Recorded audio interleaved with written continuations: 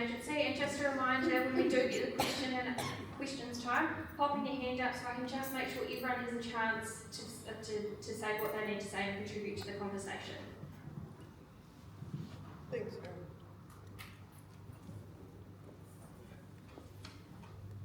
Thank you. This is the third meeting we've had in the last 3 days. We've had some good interaction and some good feedback, and so I want to sort of build on that partly in terms of not just starting from there. Some issues have been raised which I want some extra feedback from you on before we go back. But let me just lay out briefly where we're at, and I think many of you should have had a letter, an email from me in the last week, just saying that we were here. And if you haven't, then if you're an owner or trainer and you haven't had that, can you make sure that we know that, because it means that you can be on the database. Make sure you're talking to the microphone. Can everybody hear me? Okay.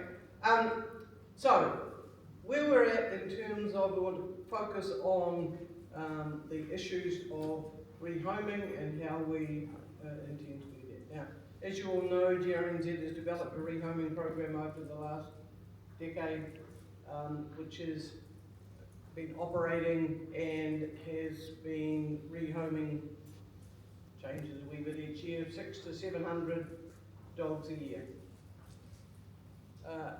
We estimate that there's probably 1,700 dogs that come 1st of August will need to be rehomed.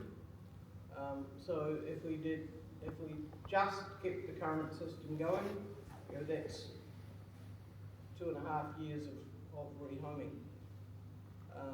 We would hope to be able to rehome those dogs in less than that time. So the plan is to operate with the existing system as much as we can, but to help the system scale up. So our intention is to work with the existing rehoming agencies to carry on the Great Mates brand and work a similar system. Although most of those rehoming agencies are volunteer-based, and we think we're talking with all of those agencies, and one of the things that we will be doing is offering them some paid assistance to actually allow their volunteers to focus more on the time that they are actually doing what they want to do, which is working with the dogs, and take some of the administration and things like that off them, so that we can do that. So we will be doing that. We will also be, one of the big challenges, and not helped by the current economic circumstances, is in order to rehome these dogs, we need to have homes for them to go to. So what we are having developed as we speak is a nationwide promotion program, which will look at trying to raise awareness in the community about how good these dogs are as pets, and encouraging families to look at taking a dog, a greyhound, as opposed to a different sort of dog, into their homes. We believe that that will help, and it's absolutely essential. There's no point in simply trying to increase the throughput if we haven't got a demand at the other end. So that is underway. Probably of more interest, or most interest to you, is that, as we've said, we will be offering all existing owners and trainers the opportunity to enter into a contract with us to look after your own the dogs you are currently housing until such time as they can be rehomed. The process that we're envisaging for that is that, and we would envisage having this formal contract out to you within the next month, as soon as we get this budget sorted and things. The process would be that we would offer you a contract where we would pay you a daily rate per dog per day, and return for that. But we would ask that the dog's registration is transferred across to the transition agency so that the transition agency becomes responsible for, in the end, for the welfare of the dog, and we simply pay you to look after it in the meantime. That will mean that the daily rates will cover the normal food and housing, exercising and things like that, but the transition agency will be responsible for things like vets costs and additional costs, so desexing and all those things which are currently covered by DRNZ would be covered by the transition agency. So we will spell that all out in the contract. Now obviously how good a deal this looks like for you depends on the rate per dog per day. And our first calculations, and we've said to the meetings, when we work it out, our first calculations suggest that we should pay somewhere in the 20s, and the groups have come back to me and said, well, that's very good. No, they haven't. They've come back and said, no, you've got the number at the front wrong. The number should be somewhere in the 30s. And so we are interested in talking about, right, what impacts on those numbers. And one of the couple of issues on that is that, for example, in Auckland, they argued it needed to be up there because their costs are so much higher than other people's. So one of the issues I've been putting to groups is, so should we be paying a national rate, the same flat rate across the country, or should we be adjusting the rate according to, as it were, additional costs of some regions or others, right? So that's one of them.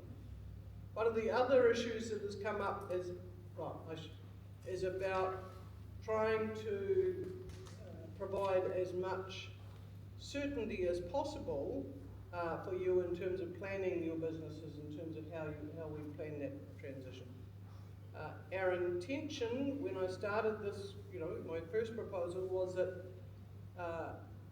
we would certainly be intending to pay in advance for the dogs that you're looking after. Our proposal would be that we would pay initially, say at 1st of August or whatever by then, we would pay you 1 month in advance for the dogs that are registered with you, and then from then on, maybe fortnightly in advance, right? But we're just working on that timing. But we certainly recognise that we need to give you money before you face the costs. So we do that. One of the things though that I've been thinking of in terms of feedback we've already had is just the fact, especially in the first while, whether rather than your contract being that at just the amount we pay you changes each time a dog goes, whether in fact we can't provide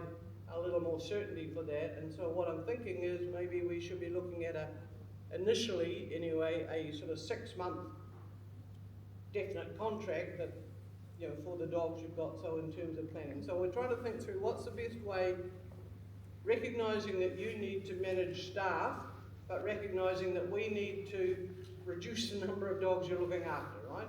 We're not there to keep you looking after the dogs in the long term.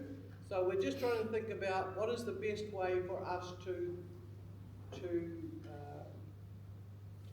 prioritise which dogs get rehoused first.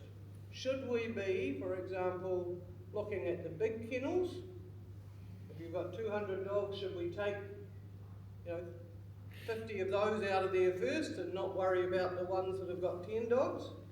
Or should we prioritise the ones that have got 10 dogs, right, so that they can move on? So I'd be really keen to hear whether you have a view on where that should come from. A couple of other things that said that has been raised that I haven't got an answer to yet, but that One of those is the tax and the GST question, and whether we can do anything to assist in that, and that may be partly in terms of the extent to which we provide cost reimbursement as opposed to income and things like that. So we will be careful before we offer you a contract that we have the terminology and the definition of the payments we're making as useful as we can in order to make it an easier transition. I don't know the answer to that yet, but I'm just trying to think, is there anything else that I want to say before I just open it up? Oh, just one of the other things, as we said, when we offer a contract, it'll be your choice as to whether you accept the contract or whether you decide that you actually want to look after your own dogs. And our initial thinking on that has been that, well, that's totally your choice, excuse me. What's been raised in other environments is that, well, there may be a number of you that are thinking that you would want to carry on looking after a dozen dogs, or a subset of your total dogs, but that given that your income is dropping right off, you're not in a position to do that straight off. And so can we have the option of we start off accepting the contract but then we opt out?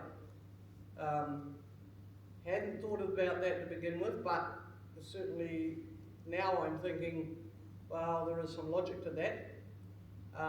And so I'm thinking that the contract should be written not that you have to decide up front, but that you have to decide at whatever point we are wanting to take the dog, right? So again, you don't have to take the contract in the first place, but if you did take the contract, we're thinking that it would be up to you to continue to be paid to look after them. But if we come and say, okay, we want to take those 10 dogs, and they are the 10 dogs you want to rehome privately, then that's the point at which you would have to make the call.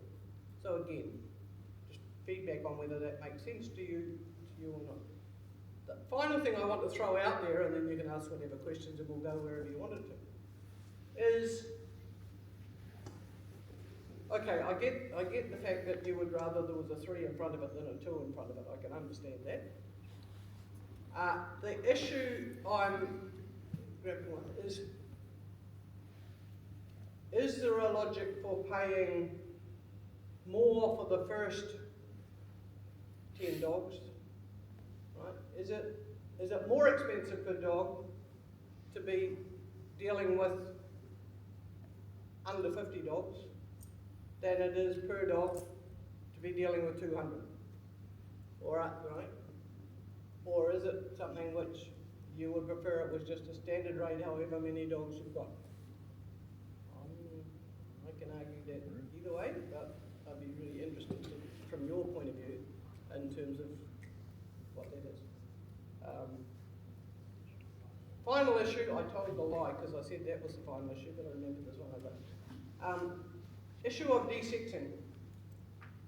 The current GRNZ rehoming program requires that the dogs be desexed, and that would obviously be a cost on us. And we've said publicly that we would envisage that requirement continuing.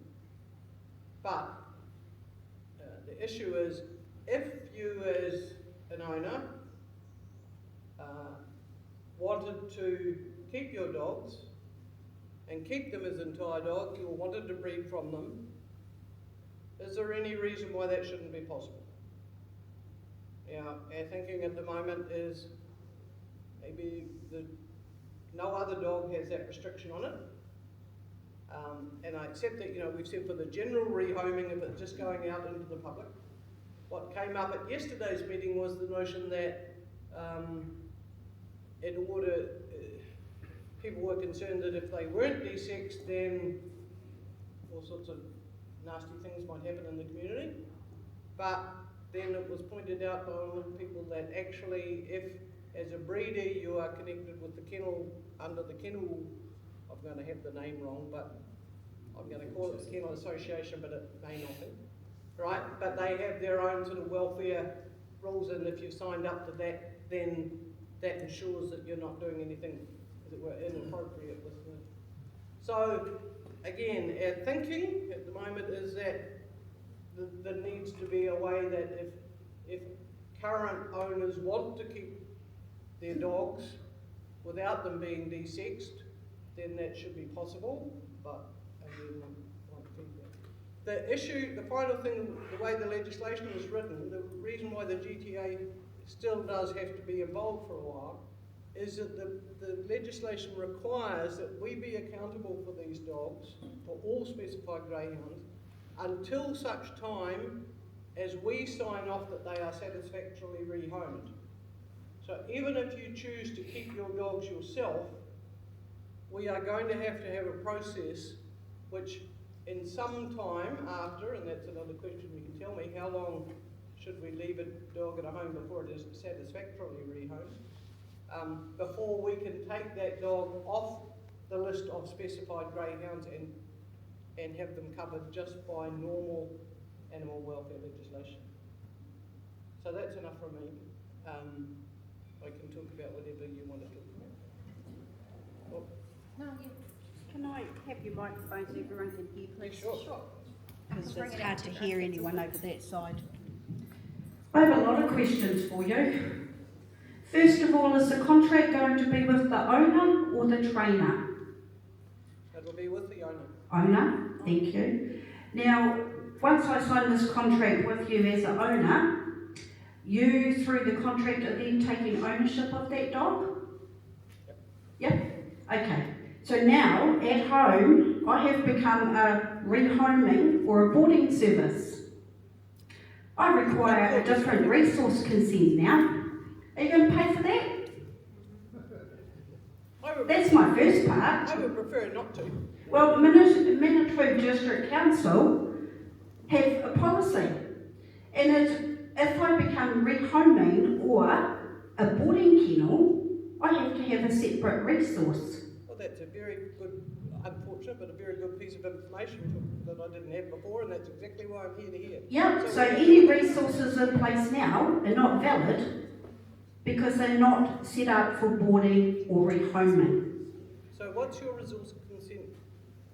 My resource consent now is just for multiple dogs without any payment. But if I don't own those dogs, you own them, and you're going to give me money for feeding them, I'm now either a rehoming or a boarding facility. Okay, good.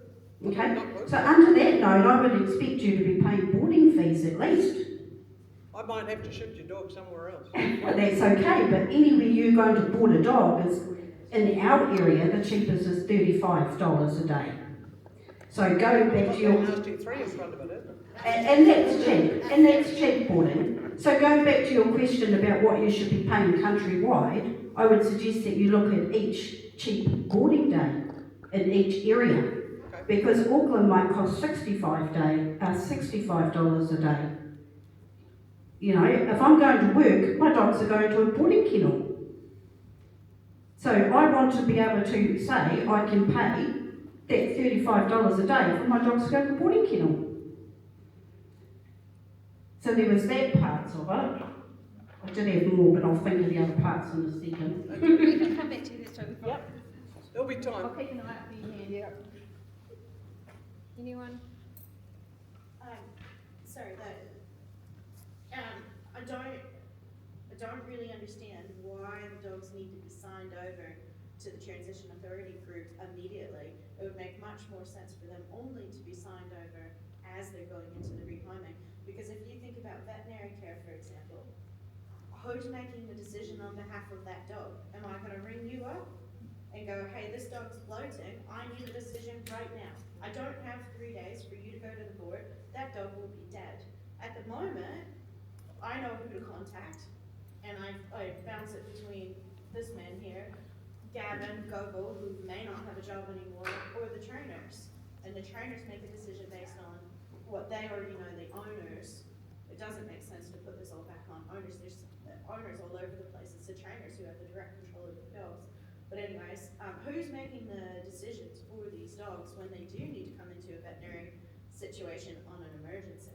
Is there going to be contracts? There will be, in the same way as you said, you can contact GRNZ if there will be a rehoming manager within GTA when it eventually, so there will be, if we have the ownership of the dog, then we are responsible for making those and the process for getting veterinary assistance. There will be a process where emergency stuff that obviously you will be able to go to, and there will be arrangements with the vets that in fact we will pick up the bill. If it is something which requires extensive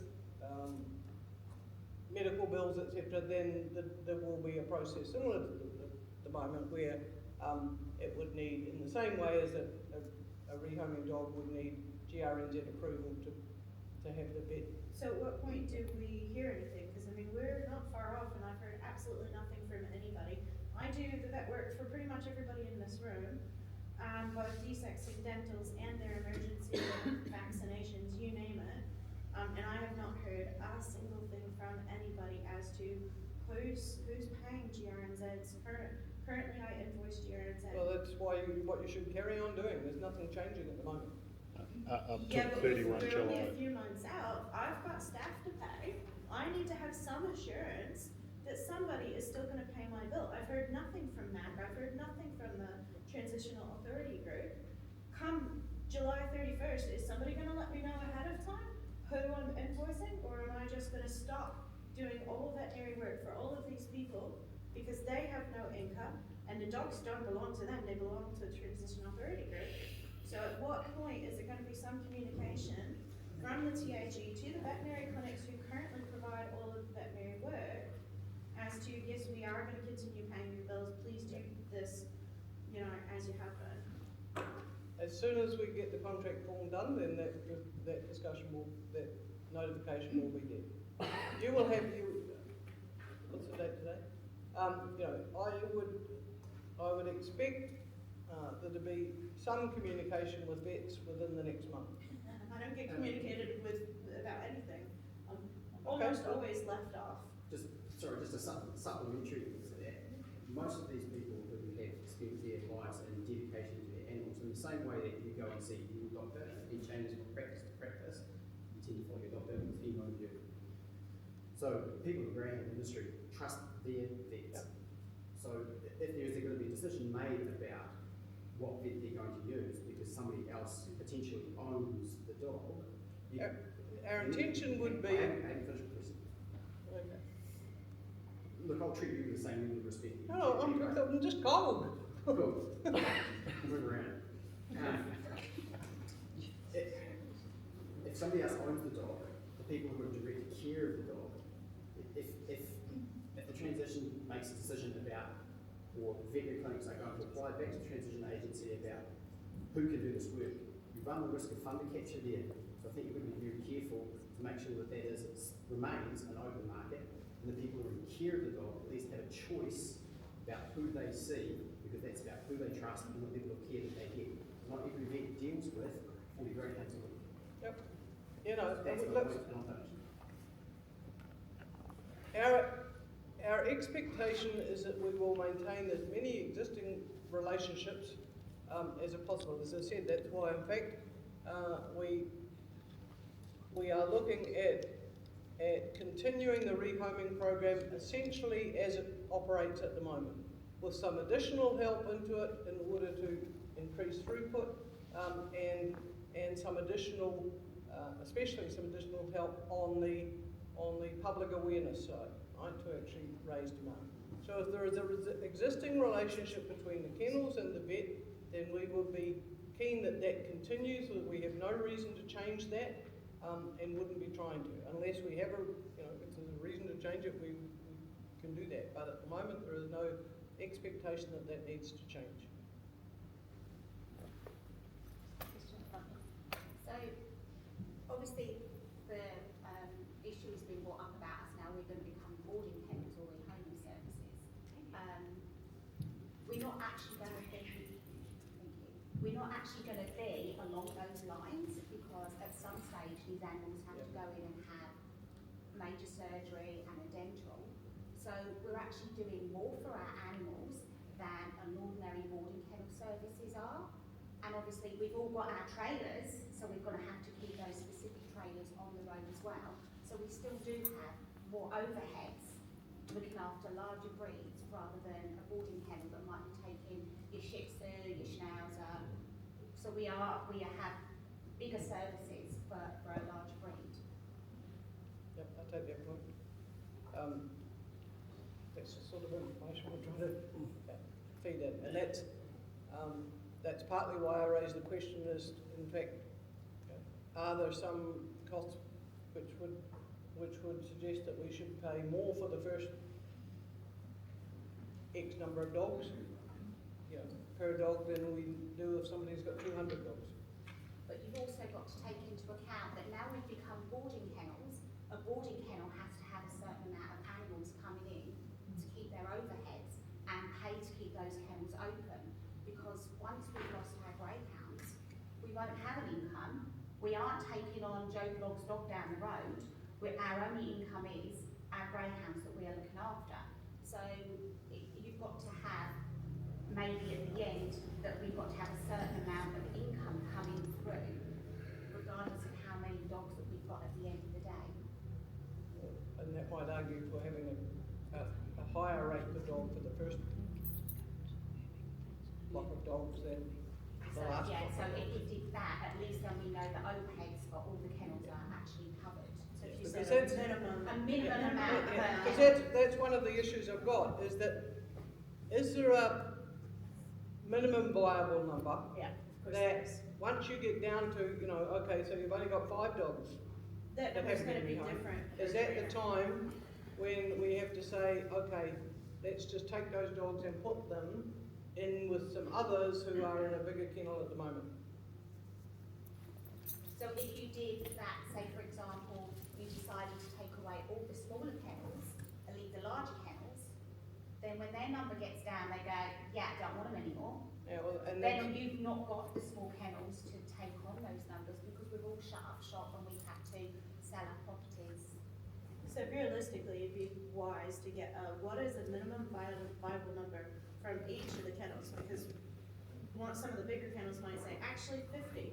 And I'm thinking of one in particular, 150, less than 150, this is not worth it for me, I'm out. And Yep. you guys would be lumped with 150 dogs right now, find homes for them or place them somewhere. But other kennels might say actually 10. If we've got 10, we're okay, we're Yep. happy. So, I feel like this is homework that probably should have been done before now. it's but- been thought about, I'm just trying to get, right, there's lots of alternative answers, I want to hear what people think. Can I just, hi guys. So I did a spreadsheet where I worked out, I started with 50 dogs because I was estimating we're going to have 50 dogs. I worked out all my costs and everything, and then I slowly let the dogs go. At about 10 dogs, for the cost that I would have, which would be sort of one employee or one person looking after those dogs, it was going to be over $40. And so I have got that all on a spreadsheet. And the thing is, Dave and I don't have a mortgage. We don't pay rent. Yeah. And the thing is, everyone has got different circumstances with interest and rent and mortgages and that. So I think it's quite hard to have an overall one because everyone's got different amounts that they're paying for. I think that's the one thing that would cause problems for some people. Whatever fee we set may not be enough to cover their mortgages. And the unfortunate reality of this is that we can't guarantee a continuation of income. The decision has been made to close the industry, and our job is to oversee a transition out. And that's why, in fact, we need, in the discussions with MSD and things, if we're getting down to where, in fact, you do get down to a small number of jobs, then if the income isn't enough, that's a time when access to MSD support may be the sensible thing to go, even if you're not looking at other work outside the house. So it's... But they don't always cover you if there's another income coming into that house got your expenses against it, so your income is not just the Yeah. top line, Right, so you'll have a bottom line figure, That's what I'm saying, in terms of, it may be better that we actually, right from the start, pay in different, as a wage payment, as it were, an income payment, and an expenses payment. I don't know how we get it right, but we are just looking at, is there a way that we can actually simplify that for the, How about just paying us what we earned last year? well, because, that, well, excuse me. some of you may not have earned anything. I'm just thinking that his income is going to be significantly higher. McInerney's, Dave and I are significantly higher. So I know what I'm earning, and it's significantly higher than everyone in this. No, your income would be different every month, no matter what. Yeah. We did it yearly. No, but every year. Yeah. I earned 250,000 in state money last year.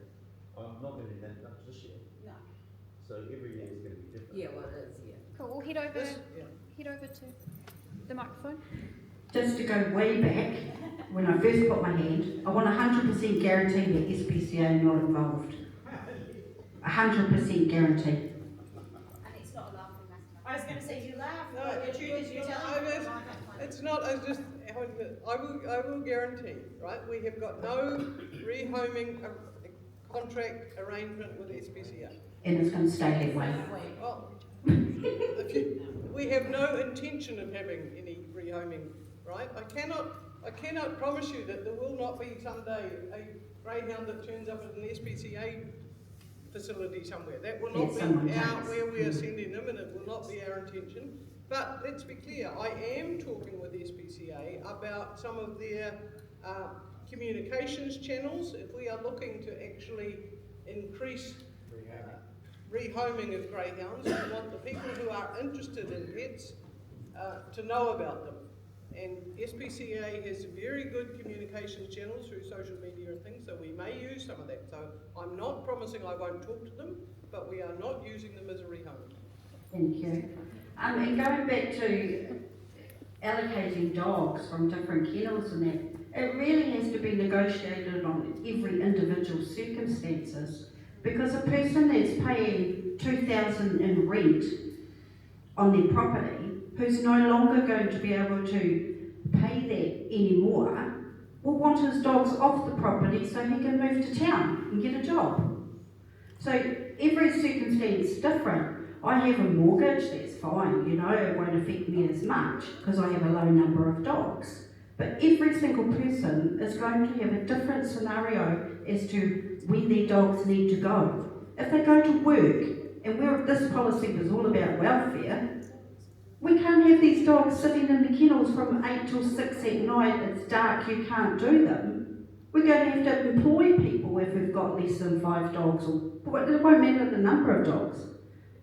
We will need employees.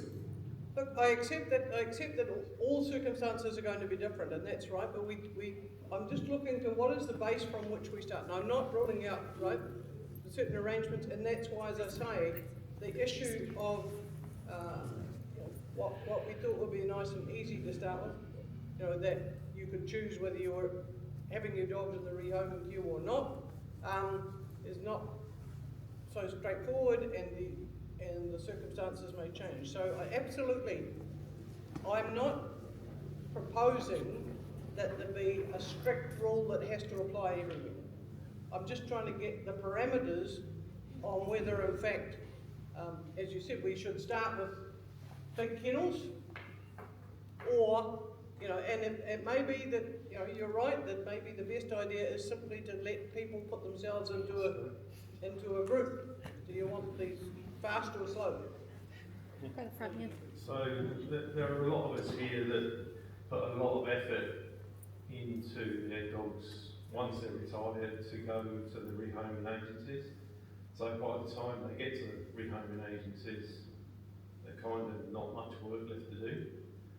And of course there are others that can't do that just because of sheer numbers. I mean, is any of that going to be taken into account? Yeah, and again, that's partly where we're thinking in terms of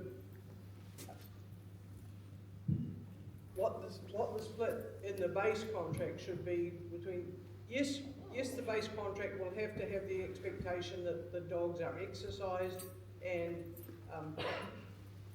the issue is how much deliberate socialisation, right, needs to be happening as part of that contract, or to what extent we, right? Some kennels are capable of, doing more socialisation, others may not be, and so we're thinking about the extent to which we should have a separate socialisation, as it were, I think that's payment for those, right? Recognising that some basic stuff is part of the deal, but that, as you said, getting them more ready for rehoming, if we can do that in situ, that may make more sense. But the point I'm getting at is that obviously the dogs that are taken from the bigger kennels, if you leave them till last, they're going to be the hardest They're going to be the ones worst to get ones. through the system. Yeah, I know, which is part of the reason you say, well, we might take them off them first. On the other hand, if you want to raise awareness in the community, do you want easy dogs out there in a hurry? Just head over to Jess. So I just have a question here from my perspective of it. So without a guarantee of reliable income to support these dogs, if the welfare standards weren't met, is that reliability going to fall on the likes of the trainers that have the care of the greyhounds? Or is it going to fall back onto you? They own them. Me. They own them. So it's out. I mean, that's part of the purpose of, I mean, not just me, part of the purpose of us accepting the registration of the dog, so that in fact, now, that doesn't mean that deliberate mistreatment or that is my fault, but it is our it will be our responsibility for auditing, and our welfare man here is going to make a comment. But we would take on the requirement to audit the welfare standards, etc., that we're requiring.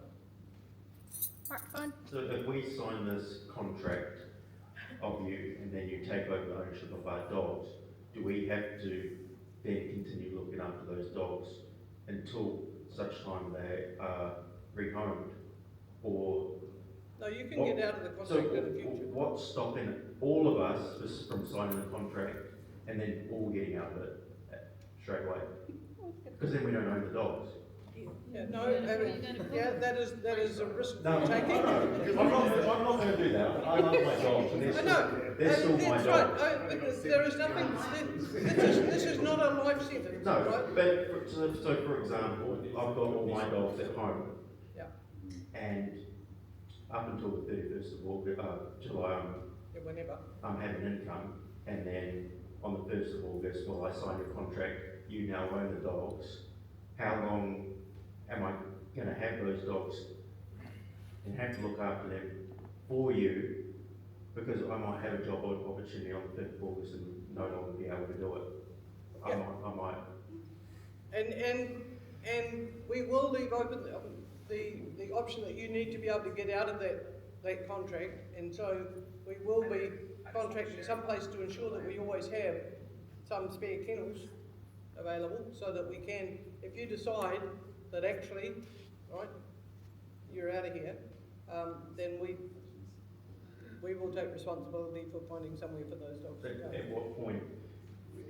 I'm not saying you don't have to give us some notice. Yeah, no, that's fine, but at what point is the number of kennels you have available met? Because, you know, what's stopping 6 of us doing that? We'll have 20 dogs, then there's 120 dogs that need to go somewhere. Or one big one that has 150. Yeah, 250. Here you go, have one. yeah, that's a risk we're running, and I will have to manage, right? But everybody tells me they love their dogs and want to look after them. So Yes, I'm and not also- envisaging that's a deliberate But we will seek a strategy. Yeah, but we've also got to go out and make a living as well. Yeah, So look, we've got to think of ourselves as well. Obviously the dogs are first. We've got to think of ourselves and how we're going to pay for the mortgage and the power and everything else. Yeah. And the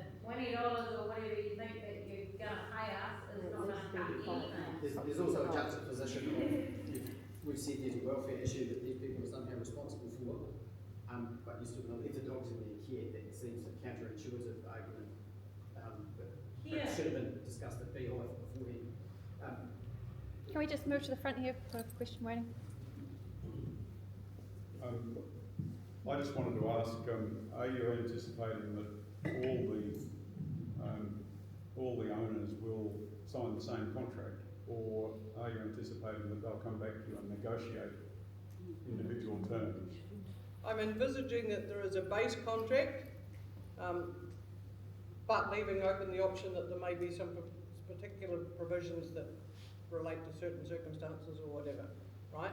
But I am not promising 70 odd individual negotiations on the base contract in that detail in the next 2 months, right? So this is we are aiming for this to be a nationally consistent rehoming program, and so we want the basic conditions to be the same, but recognise that in fact, you know, certain circumstances may mean that there is a, it may be that the gentleman here, I'll put it off my feeling, you know, knows that in 6 months' time he wants to be out of here, and so, you know, maybe we have an agreement that for him that he is doing that for 6 months, but you know, not after that. And so We'll head over here. So there's an element of negotiability. Yeah. Yeah, it won't. Yeah, it can't be just a, well, this is it or nothing, because otherwise, yeah, that wouldn't make sense. We'll just head over here. I'll make sure I get to everybody. Right, obviously this is new to you. My point is, why don't you utilise GRNZ with the people that are already doing the welfare issue? They know everything about the dogs, what the process is and everything. That makes life so much easier for us, because we're dealing with the same people all the time. They've still got jobs, and maybe you oversee it.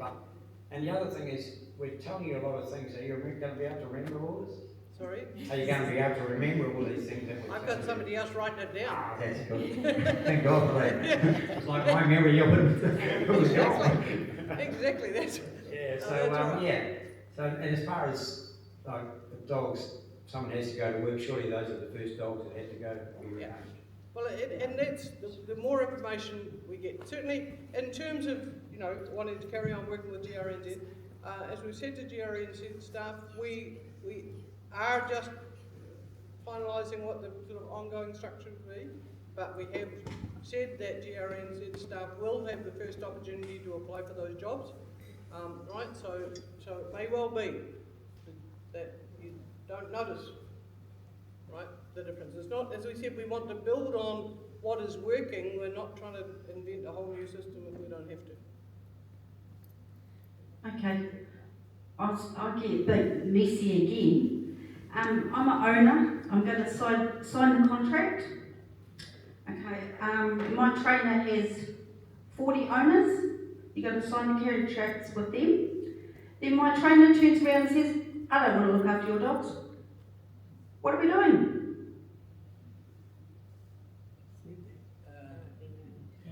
So then you've got these 40 dogs that have got nowhere to go, because as an owner I can't actually take that dog home, because I have a 40-hour work week.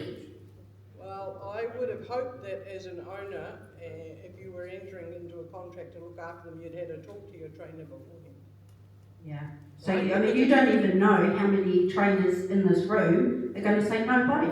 Well, no, we They're don't. your problem. We don't, although we have written and had indications from people about whether they are interested or not, right? So I'm not holding anybody to that, but the entering into the contract, you know, is that you are agreeing to take on that welfare responsibility. So I think you have to be careful that there's a lot of owners that don't have the facilities to look after the dogs.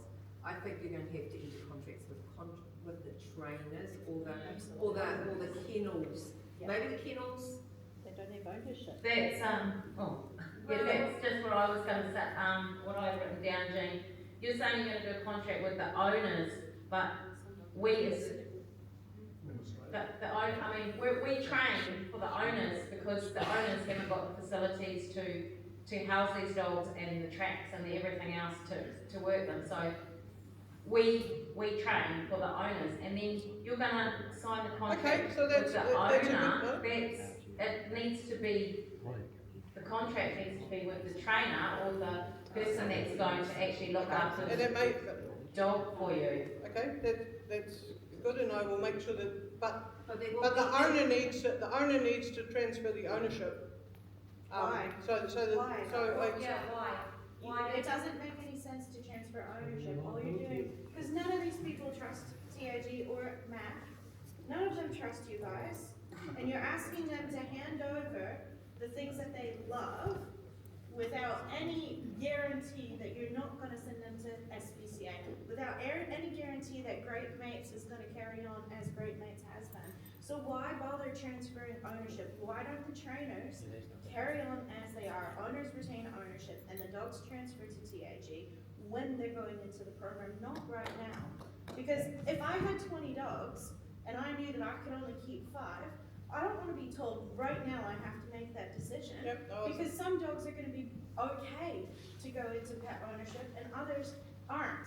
I mean, I've been there, I've done that. I've got some dogs on my couch that I cannot bear the thought of rehoming, even though I can't keep every single dog that comes through my door.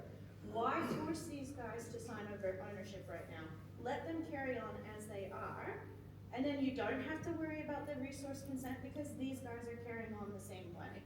You don't have to offend them because, let's face it, if you're trying to tell them that they have to decide right now which dogs, that none of them trust you guys.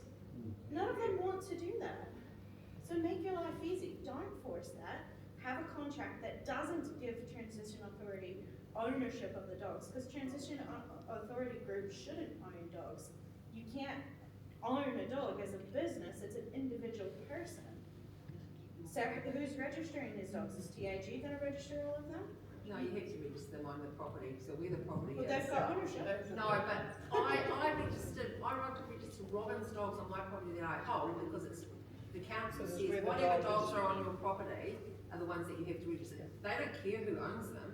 If it's on your property, you've got to register them with your council. Who pays for that? He pays way more than than what he private. down your So what do we do? So that's, look, I'm absolutely happy to look at the date at which the ownership has to change. The issue of it is to ensure that the agency needs to take responsibility for those sort of costs, like the registration and things like that, right? As it goes through. Now, it may make more sense to not change that ownership until we are asking you, is it right, we want to take this dog into the program now?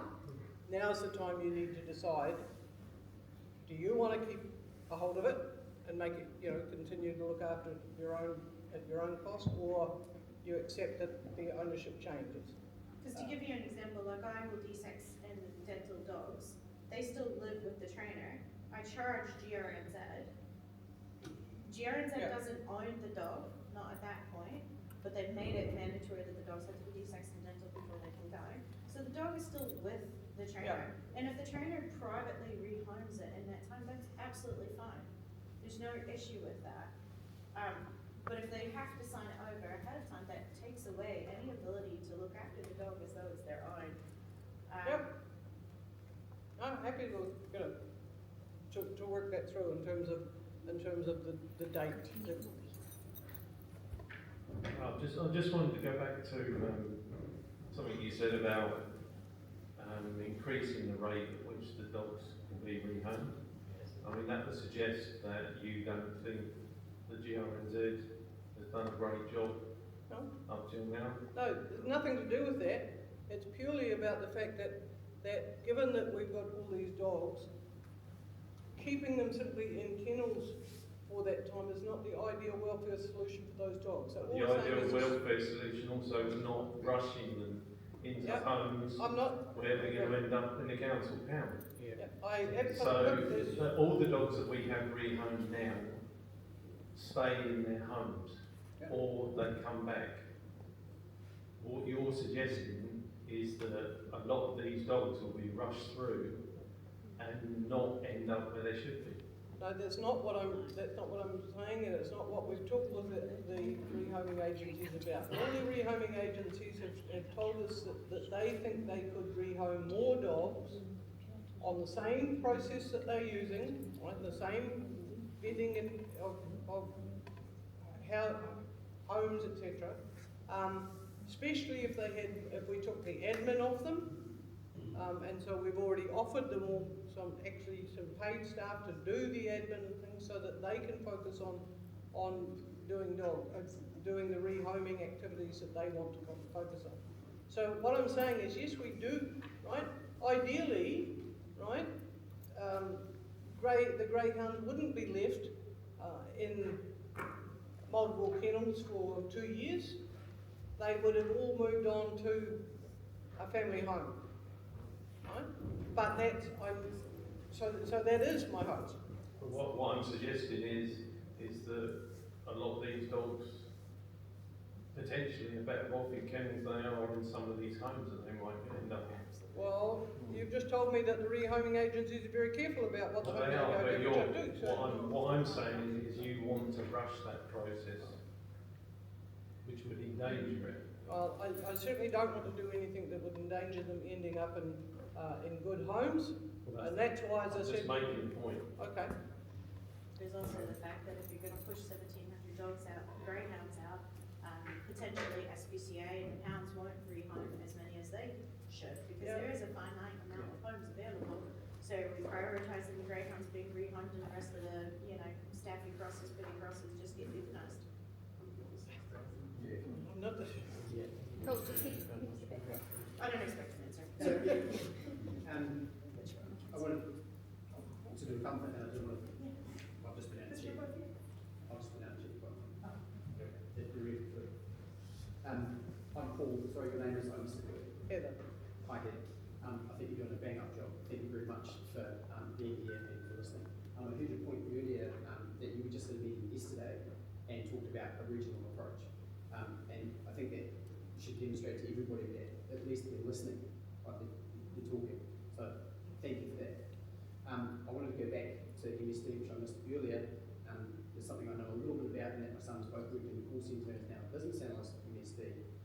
If any of these people are going to pick up the phone and contact MSD, MSD need to be deliberate about making sure their people are trained and knowing that these phone calls are coming.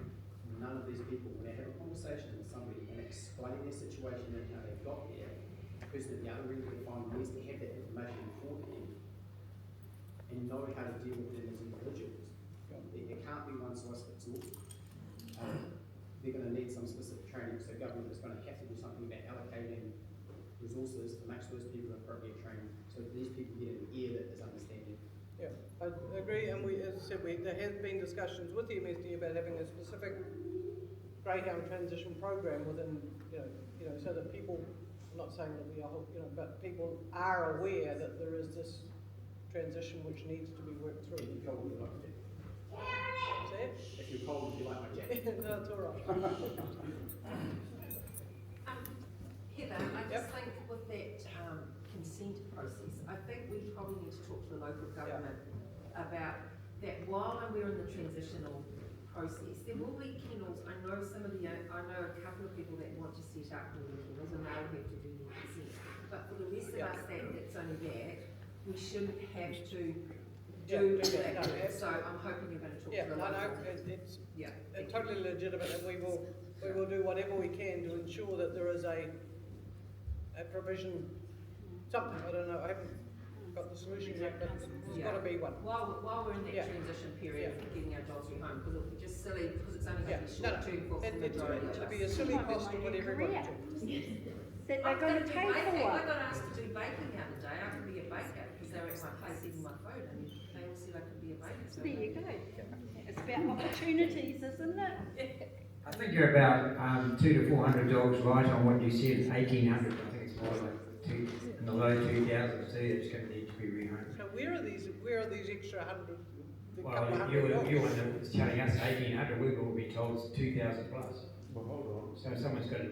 They've already gone, the rehoming's been happening. Why is the Protestant under though? Why is it, we should know the exact amount of dogs in the division? I'm going to pass that to Edward. Yeah, I'm happy to take that.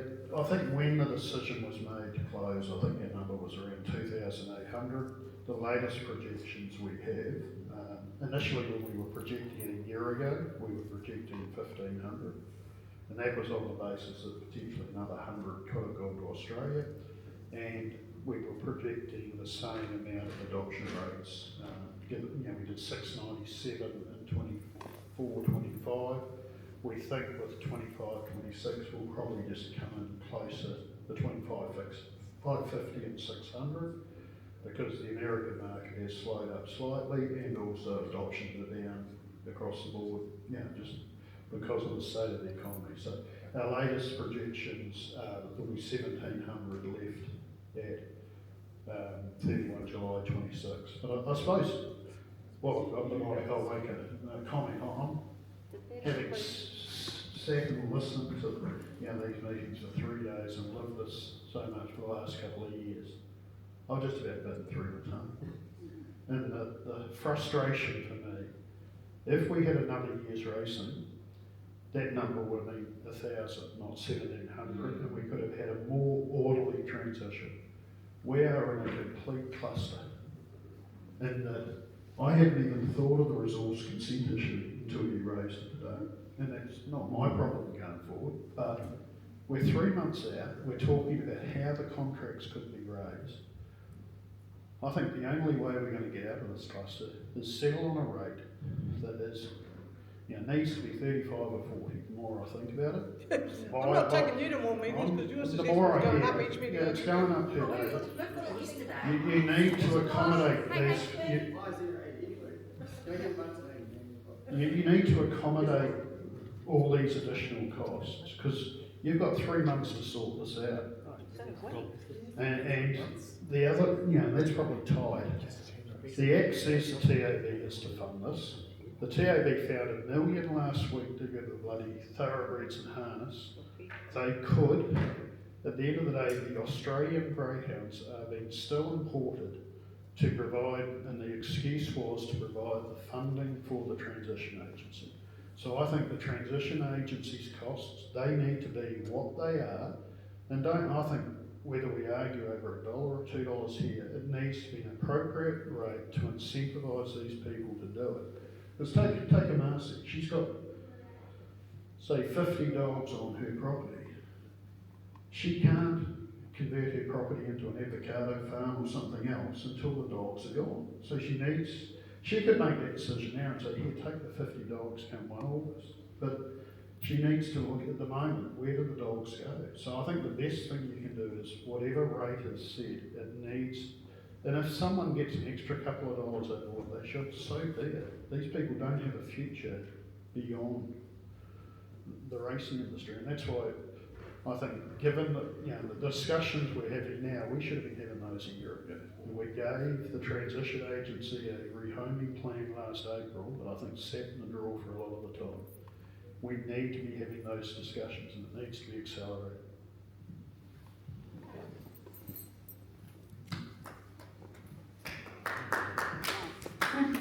Just on that path as well, just to follow up, firstly, was the stud and breeding bitches included in your figures, Edward?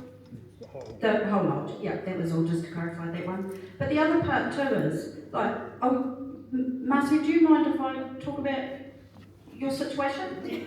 Yeah. Okay, so Marcy's a trainer on a lifestyle block who, she doesn't own all her dogs. Okay? So, but you're asking her to give up 2-3 years for dogs she doesn't own, which are actually, I think, owner's responsibility. And saying that, as an owner, I expect the dogs are going to be well looked after and they're going to be fed. But where's her income for looking after your dogs? Like, she's giving up her life for someone else's dogs. But that's exactly why we would offer a contract to pay the person to Yeah. look after them. So I would like to see that all trainers are given the wage as such, and plus the food costs to feed those dogs. I want my trainer to be well looked after. I'd just like to add that back to the resource consent with Lana, when I first moved up to the Central Districts 11 years ago, I had to get a resource consent to allow 55 dogs on my property. That resource consent was just not a little, couple of $3,000 to get a resource consent. That resource consent cost me $20,000 because I had to fight one neighbour who lived on the Gold Coast, who didn't even, she owned the land, but she couldn't get the dogs back. She fought me and I fought her back. But that cost me $20,000 for that resource consent on that property. So what's going to be worth now when no one's going to, I've got these 55, probably 60 kennels that are going to be absolute, I don't know what the shed cost over $100,000 to house these dogs on a 2-acre property. What else, what can I do? Not much. Go to the same, I've got yeah, all invited. I haven't got an answer. It's not anything I can do about it. Getting back to the rate as well, I think, you need to consider how much you would like to be paid to work 24 hours a day, 7 days a week. Yeah. We can't leave our property and just leave the dogs. Not a day off. We don't get holidays. It's slave labour. Do you know, 3 years ago, When you start talking about rates, you need to start thinking about the fact that we're there looking after the dogs all through the night. Yes, we might not be out in the kennels, but if something goes wrong, we're there on hand. Yep, I took that. That was part of our life, because they were our racing dogs, but now they're not racing dogs, but we're expecting us to live that life until such time as they're gone. So you're putting our lives on hold, but you're trying to get away with the minimum amount to pay us. Whereas when we were racing them, they had an opportunity to earn a living, which you've taken away from us, but now you're wanting to give us a minimum amount to scrape by on. That is not beneficial to us mentally. Just like what Edward said before about how they argue that the TAB will keep accepting bets on Australian greyhound racing to fund the transition agency. I just want to know personally why, if it's going to be funded by the TAB, why personally you want to keep the number so low. Why can't you ask for maximum and then come back? It's not that I want to keep the number so low. Yeah, every time we say something about the number being higher, you're saying, oh, I'd love it to be in the 20s. What do you get about undercutting us? I'm not trying to undercut. I'm trying to determine what is a fair payment that I can put to the minister and say, this is what the budget needs to be, right? And I need to be able to show how that's been built up. Is it the Minister for Racing that you're going to, or the Minister? It will be the Minister for Racing, right? I need to be able to justify how that's been built up and what all that expenditure is on, right? And so that's why I'm pushing you. That's why I'm saying, tell me the things, because if I don't hear. Could you go back to the Racing Minister and ask for 50 million worth of infrastructure that's going to come out of this industry and be put into the horse racing industry? No, I can't go back to the Minister and ask that. That's not in my that's not in my bill. No, I appreciate it's not in the bill, but it certainly wasn't the revision, that statement. So rather than taking 50 million out, maybe 50 million should stay where it is. I don't think I'm going to solve that problem here today. Right? I can't take the decision away. I understand that, but I did understand that your part of your role was to take comments back from the sector. Yeah, no, I will definitely report back on the feeling in the room. Evan, 3 years ago, Where am Oh, sorry. Entain gave the TAB 150 million 3 years ago to be split 3 ways between the 3 codes, which includes greyhounds and a couple of sports betting agencies. Last year, they gave them another 100 million because they stopped offshore betting, so it was solely the TAB. So you go back to Winston Peters, he's not short of money, he can pay us what we're fucking worth. That's it. I'll pass your message on. What practical steps are you guys taking, what practical steps are you taking to actually account for everything? Is somebody sitting down and going, okay, we need X amount of food? Yeah, but I mean, that's great that she's recording. You're gonna listen to hours worth of dribble. What I'm asking you is, has the TAG actually sat down and done a spreadsheet and gone, okay, it costs this much for... Yep, and we will continue to update that and add extra lines and take some out and change it around. So is there a way of communicating with you guys directly to say, have you thought about this? Like, have you included in there the cost of the vehicles that these guys need to keep in order to transport their dog either to the rehoming groups or the vet, etc.? We have included transportation, etc., and we have assumed that if there was transportation outside of the local area, then that would be a cost directly to us. But yes, that's why I'm here, to hear are the areas that we may not have, the resource consent was a new one. We're just right? here. You said you had a budget, how much is it? Well, I haven't got a budget yet because we have to apply for it, right? That's what we're trying to, I'm trying to build that budget up, right at the moment. It's no good building it on $20 per dog per day. Right, but I need to, in order to, right, so the way my budget works is that I have to build a proposed budget for the next 3 years. Right? $20 a dog a day is not going to work. No, that is only one of the parts of the things which go into the budget, right? But do you agree with us on that $20 a day? Yes, I agree. It will not be $20 a day would not cover your costs. I agree, right? So don't worry about that. Right, but so we have to build that. That is a big part of our lives. Yeah, no. Don't worry about that. That's what we're here to make sure you're hearing us. Yeah, and that's why I can promise you it. $20 a day is not. Right? I said initially that we were starting in the 20s, and I told you that we've been told more than one meeting that I need to have a 30 in front of it, not a 20 in front of it. And I've been looking at what are the extra costs that we may not have included in there. And so we have to build the budget right through, including if there are parts of the facilities at tracks that need to be made good, etc., right? It's not just the rehoming. We're doing a budget for the whole transition. We need to present that to Winston as Minister of Racing. He needs to agree to it. Which he won't. Good on you for getting Well, I'm hoping that if I can Yeah, show a budget, I can get that through and get him to... It isn't about what you hope you can achieve. You've got to achieve the right thing by us because he's taken everything away from us. So it isn't what, I think I might be able to do this. You should be here helping and making sure we're looked after. We'll just head to the microphone. Yes, so Heather, one question here. So you haven't done a budget. In your report in May... I can't hear whether... Oh, here it is. So you, as MAC, you reported to the Minister last May and you estimated that the transition costs were going to be 60 million. Yep. What's varied from that, your initial calculations? We still think it's still somewhere in that range.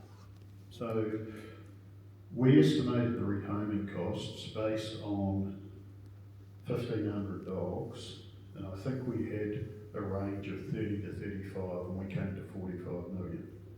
But it was in the range of 40 to 45 million was our estimate.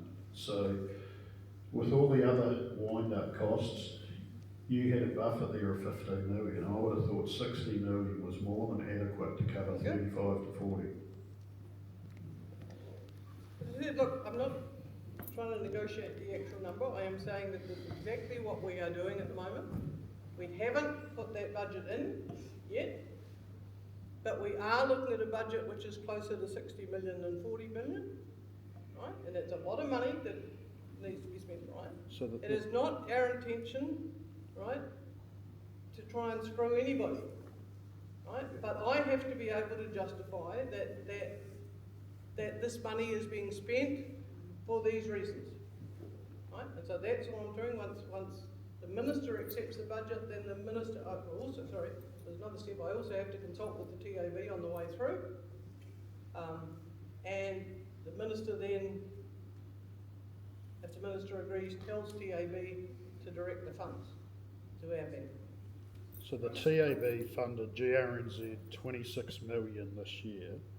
I would have thought if they set the same amount aside for the next 3 years, you should be in a good position.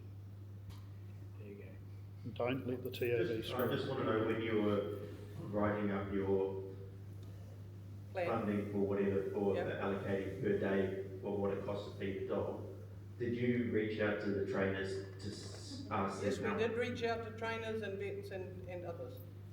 And great mates type people, and So we haven't asked every individual person, no, but we have tried to get a range of estimates. Is there still an opportunity for, I don't speak for everyone, I'm inviting a question. Is there an opportunity for people, we as the conduit for communication, where the real cost of doing this can be evidentially supplied to you that it then go on to the minister, so that you actually get an evidentially based number and the people are going to get what they're entitled to? I'm happy that people send me things, but I also have to say that, as each of you will say, every one of your situations is different. So you know, I know a number of you have done, and we have looked at a number of individual, but your circumstances are different, the costs are different, and everything. And so that's the difficulty I have. It's not just one person's costs that we need to base it around. Right? But I'm happy that if people have got information they want to send us, we've got an email address that you can send it to us. So if everybody was to send their information, you would have an evidence-based system in which you could do that and take the top number and round it. Top number and round it up. A lot of people don't have tax. A lot of people aren't taxable businesses, and so they probably don't keep records that could be used.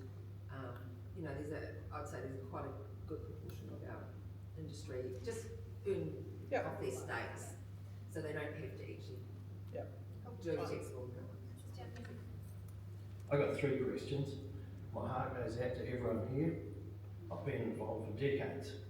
I went to a select committee. They didn't listen to us. What happens if this isn't sorted by the 31st of July? What happens if Winston does not listen and sign off that contract at 60 mil or 50 mil? Where are all these people at?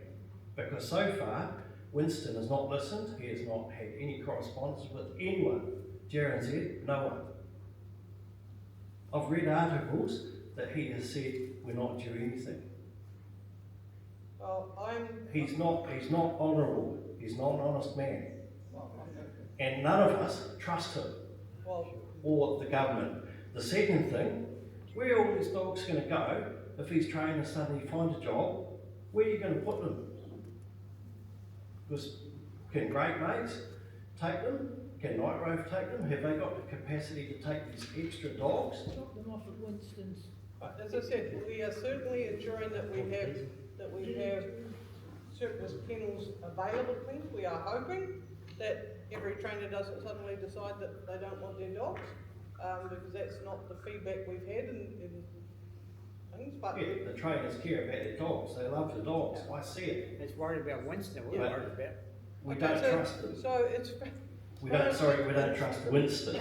Okay, well I can't do much about that. But can you give him that message? I think he's probably got it. I don't think he has.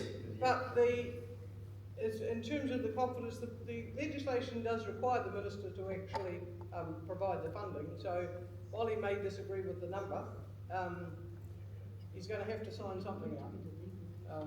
So you can present everything, your findings to him, and he'll go, yeah, nah, they're only getting half of that. Then what? No, I doubt that that's what's gonna happen. But there's no And assurance, that's is there? partly why we are consulting TAB on the way through to ensure that they have the funding. Yeah, well, we don't have their support either, that's what we feel uncomfortable about, is the Go on. equine, we do not have the equine support, and they control the TAB, we have no control of the TAB. Would you say that, Edward, if I said a correct statement? Okay, but that may or may not be the case. The legislation does require that the TAB make funding available. And so providing I can show a robust budget, then I am confident that the minister will sign it off. Cool. So we are at time, so we'll just do the last couple of questions. So, one small question is, the money that we get coming in at the moment is already taxed. So the income that you're gonna provide for us, have we then got to have tax taken out of that money? We are seeking advice on the tax issue. I know that, yeah, so that's why we're just seeking tax advice to make sure that as we provide this contract, it's in a way that doesn't complicate your life more than it's already been complicated. Just one question, if I could just go back to what we were talking about before, about the SPCA. So you said that just before that hopefully all the dogs would be rehomed within about 2.5 years, okay? So the SPCA put the group into greyhound racing for some time. What's happened has happened, but you said that you gave an assurance to the people there that they won't be involved in rehoming, but that they will, that the transition agency will probably use some of their marketing to rehome some of the greyhounds. So why would the SPCA now turn around and try and rehome greyhounds when they can't rehome their own animals? And what incentive is the transition agency giving to the SPCA for this? Right, we haven't given the SPCA any incentive to do anything, and it's not so much that we're expecting them to advertise stuff. We're expecting what we've talked to them about is actually running some of the as we said, the promotion program which we're developing, allowing some of that stuff to be distributed through their channels. So not them. Looks like they're the hero. Yeah, It's like they're the ones that are the heroes in all of this. No, they're not. I can assure you that all I'm saying is that I'm not guaranteeing there is no contact between us and SPCA, right? Because they can be useful for something, right? But we all agree they are not being involved in the rehoming program. During the time, whoever the dogs are with, they're with trainers or owners, who's going to keep an eye out for them and make sure they're being looked after? Currently, they're often set, RIV checking on them when they race, a vet checks on them. Is there a process or something in place or going to be put in place to make sure they're looked after? And then the second part of the question is, how long is it before they become pets? Because when they become a pet, their welfare standards are not as high as when they are under them. Yeah. Okay, so a couple of things. Yes, we've been working with RIB in terms of their audit processes, and while they won't carry on, we will contract for the same sort of service to be carried on. So it may even be the same people, but it's so yes, there will be audit processes in place, checking on welfare and the same requirements. In terms of when they become a pet. Oh yeah, sorry, when they become a pet. So I'll just throw that question partly at you. They become a pet when the agency, when we declare that they are satisfactorily rehomed. And so the question I put to the group yesterday was, how long does it need? how long before they are satisfactorily rehomed? Clearly it's not the day after they get there, it's not just when they sign them over. I think the consensus sort of feedback was probably a month. But again,